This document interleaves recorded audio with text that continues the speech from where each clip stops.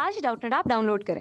Doubtnut पर अपने सभी गणित, रसायन विज्ञान, भौतिक विज्ञान और जीव विज्ञान के डाउट्स का करो सफाया। बस प्रश्न की फोटो खींचो, एक ही प्रश्न को क्रॉप करो और तुरंत वीडियो सोल्यूशन पाओ।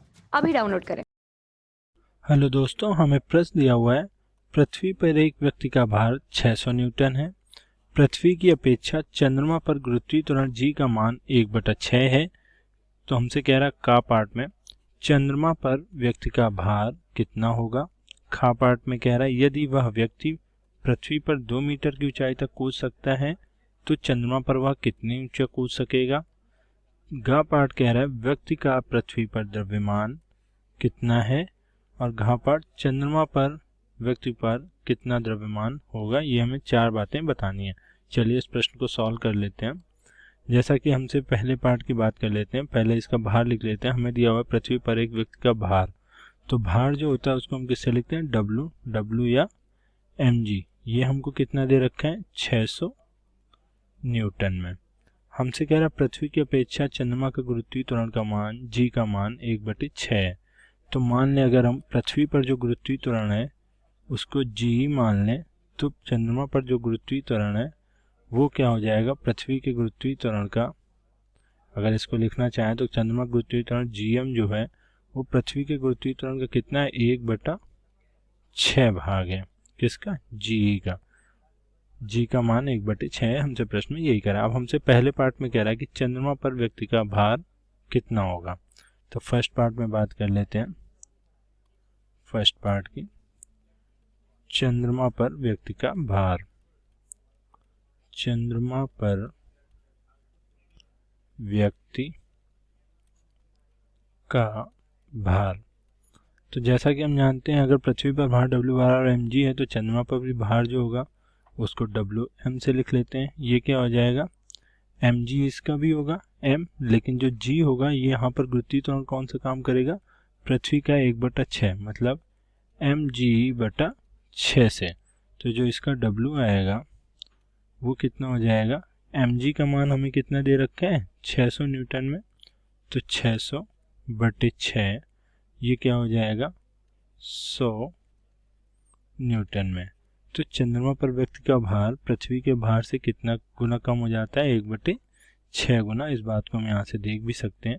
तो ये तो हमारे पहले पार्ट का आंसर आ गया कि उसका भार चंद्रमा पर कितना आएगा, WM बराबर आएगा 100 न्यूटन का। अब दूसरे पार्ट की बात करते हैं। हमसे दूसरे पार्ट में कह रहा है यदि व्यक्ति पृथ्वी पर 2 मीटर की ऊंचाई तक कूद सकता है। तो हमें पृथ्वी पर ऊंचाई दे रखी है, इसको HE से लिख लेते हैं। ये हमें दी है 2 मीटर। हमसे कह रहा है चंद्रमा पर वो किस ऊंचाई तक कूदेगा, इसको HM मान लेते हैं। ये हमारा क्वेश्चन मार्क है सेकेंड पार्ट के लिए। तो पृथ्वी पर हमें ऊंचाई दी है तो यहाँ से क्या निकाल सकते हैं हम, यहाँ पे वेलोसिटी निकाल सकते हैं। वेलोसिटी तो यहाँ पे भी और ऊपर भी सेम रहेगी।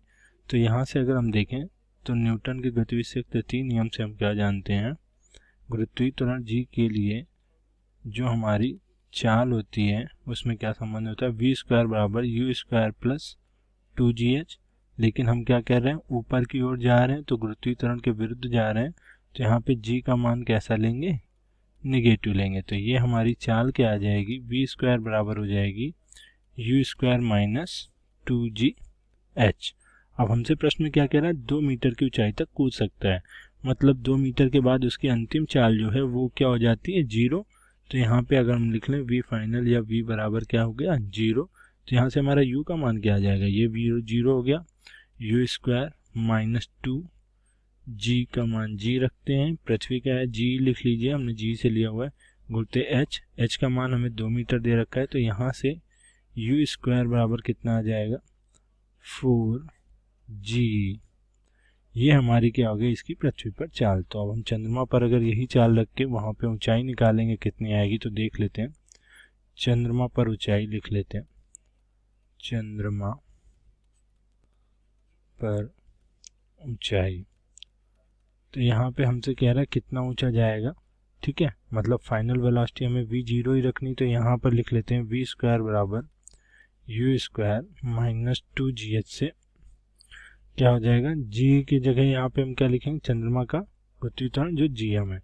तो v² हमारा 0 हो गया, u² हमें दिया हुआ है 4g ई के बराबर, और माइनस का 2 GM की जगह हम क्या लिख सकते हैं, 1/6 जी लिख सकते हैं, इनटू चंद्रमा पर ऊंचाई क्या मान लेते हैं, h डैश, या हमने क्या मानी थी, HM।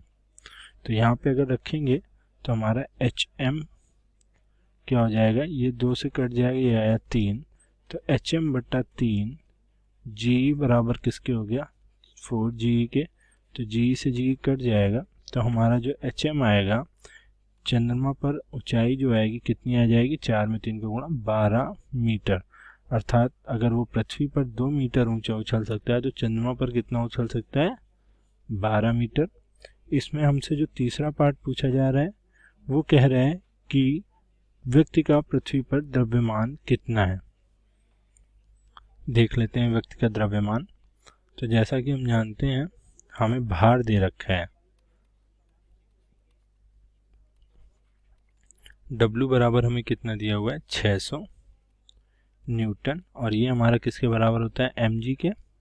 तो हमसे पूछ रहा है पृथ्वी पर द्रव्यमान कितना होगा, तो पृथ्वी पर द्रव्यमान me बराबर क्या हो जाएगा, 600/g के। तो g का मान रख लेते हैं, g का मान शायद हमें प्रश्न में दे रखा है 10 मीटर पर सेकेंड स्क्वायर, तो इसको 10 से डिवाइड करेंगे तो g का मान रखने पे ये क्या आ जाएगा, 600/10, तो ये कितना आ जाएगा, 60 किलोग्राम। तो ये हमारे तीसरे पार्ट का आंसर हो गया कि पृथ्वी पर कितना भार आ गया, सॉरी कितना द्रव्यमान मिल गया पृथ्वी पर, 60 किलोग्राम। और पृथ्वी पर द्रव्यमान, हम चौथे पार्ट में हमसे कह रहा है व्यक्ति का चंद्रमा पर द्रव्यमान क्या होगा, तो ये हमारा हो गया तीसरा पार्ट, पृथ्वी पर द्रव्यमान। चौथे पार्ट की बात करते हैं चंद्रमा पर द्रव्यमान की। चौथे पार्ट में हमसे कह रहा है चंद्रमा पर द्रव्यमान कितना होगा, चंद्रमा पर द्रव्यमान। तो अभी हमने देखा था कि जो चंद्रमा पर भार आया था वो कितना आया था, चंद्रमा पर भार था 100 न्यूटन का, तो हमें WM बराबर कितना दिया था, 100 न्यूटन। अब यहाँ पर अगर हम द्रव्यमान निकालेंगे तो W डैश या WM बराबर क्या हो जाएगा, MM चंद्रमा पर द्रव्यमान गुणित GM वहाँ पर त्वरण के, तो ये कितना हो जाएगा, WM हमारा कितना है 100, MM हमें निकालना है चंद्रमा पर द्रव्यमान गुणित GM हमारा क्या है 1/6 GE के, ये हमें उसमें रिलेशन दे रखा था। तो यहाँ से अब मान रखेंगे तो ये 100 गुणा 6/GE, जी का मान कितना 10 दिया हुआ है, इसको काटेंगे तो ये 0 कट गया, ये कितना आ गया mm। तो mm का मान यहाँ से कितना आ गया, mm का मान आ गया 60 किलोग्राम। तो यहाँ से अगर हम एक चीज़ देखें तो हमें क्या दिख रहा है कि पृथ्वी पर और चंद्रमा पर दोनों जगह जो हमारे द्रव्यमान है उस पर कोई परिवर्तन नहीं हुआ। तो हमारा जो, इससे हम क्या कह सकते हैं, द्रव्यमान हमारा क्या है, एक नियत राशि है, द्रव्यमान में कोई परिवर्तन नहीं होता। चंद्रमा पर जाने पर भार में परिवर्तन क्यों होता है, क्योंकि वहाँ का गुरुत्वीय त्वरण जो है वो पृथ्वी का 1/6 भाग है। तो जो परिवर्तन होता है वो भार में होता है, द्रव्यमान में नहीं होता है। हमसे प्रश्न में यही चारों चीज़ें पूछ रहा था। धन्यवाद। कक्षा 6वीं से 12वीं से लेकर नीट, IIT, JEE वो एडवांस के लेवल तक 1 करोड़ से ज्यादा छात्रों का भरोसा। आज ही डाउनलोड करें डाउटनेट ऐप या व्हाट्सएप करें अपने सारे डाउट्स 8400 400 400 पर।